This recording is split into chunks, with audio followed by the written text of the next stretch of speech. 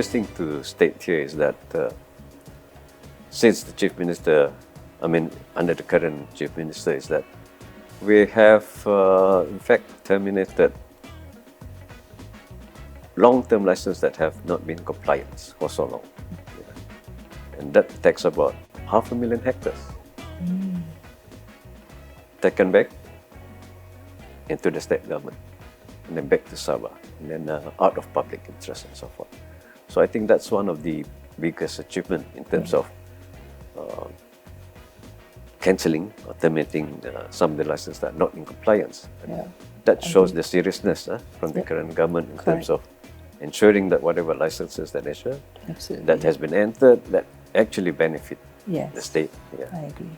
So, and in addition to that, of course, there are several other initiatives that, of course, supported by the Chief Minister, even the current government. For example, in terms of the industrial tree plantation, the plan in order to establish about 400,000 hectares of industrial tree plantation within Sabah as a future source of timber for the industry as well as for the economy. I found him to be rather people-oriented. One particular incident was I volunteered myself to be an advisor of one of the schools in Tuaran, and subsequently when it came down to having to go to Kuala Lumpur for a competition, we were short of funds. So I approached our current Chief Minister, who was then just a housing minister then. Without hesitation, he came up with his own pocket with those funds to send the kids to Kuala Lumpur. That struck me as somebody who is quite people-oriented. And I'm quite sure that this trail of his carries on.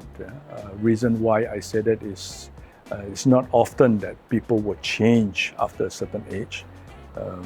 And looking at the way the administration have progressed, he is rather people-oriented. He has Sabah at heart, actually.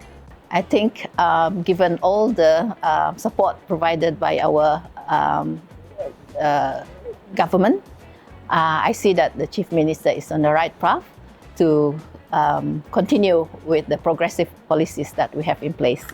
You know, like anything else in life, hindsight is useless because everybody's got hindsight. Foresight is one of the things that not many people have. And from Bickham's point of view, we are grateful that the state government has this foresight and set up this centre. And, you know, I mean, not only as far as arbitration centres, other things as well, you know, in terms of policy and all that. And that's how important foresight is as far as I'm concerned. I can't say I know the Chief Minister very well, but I've met him several times, actually on the setting up of the Law Reform Advisory Council. What I find about him is very receptive to ideas, and I understand that the way he governs the state, that he takes a lot of advice and then and take those advice on board and then come up with his plan of action for the state.